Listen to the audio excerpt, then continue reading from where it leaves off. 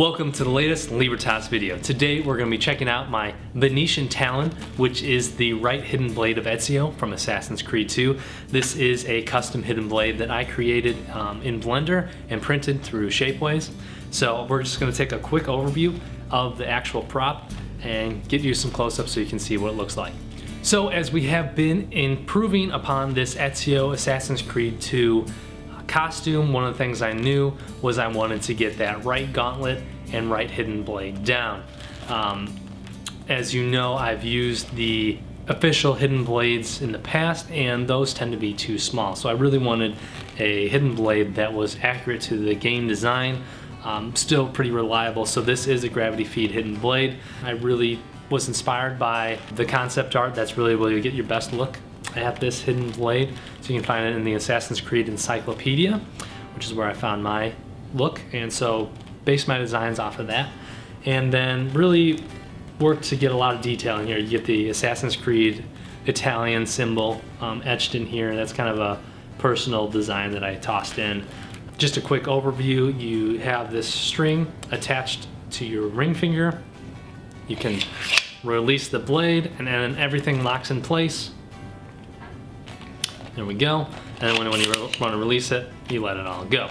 I'll put it on real quick for demonstration, just so you can see what it looks like.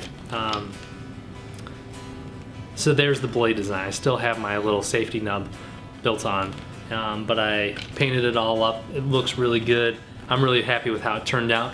Like I said, I built this in Blender. Basically, coming from my Venetian Talon cosplay prop, I really wanted to improve on a few things, one of them being the material that was used.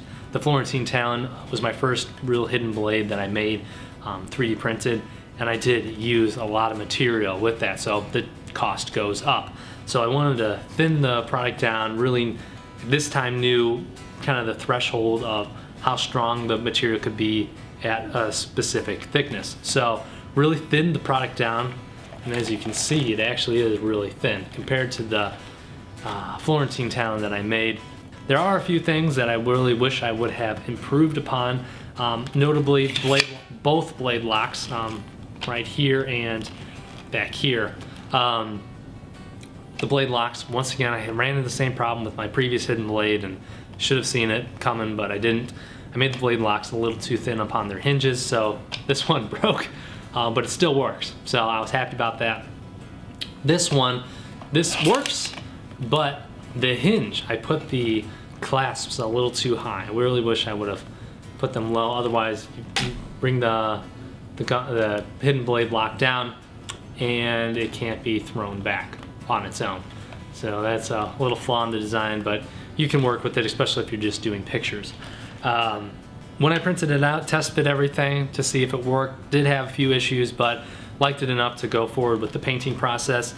Very similar to the Venetian Talon, I used wax-based paint that's very metallic, very shiny, really gives a good luster to this thing. I'm really happy with it.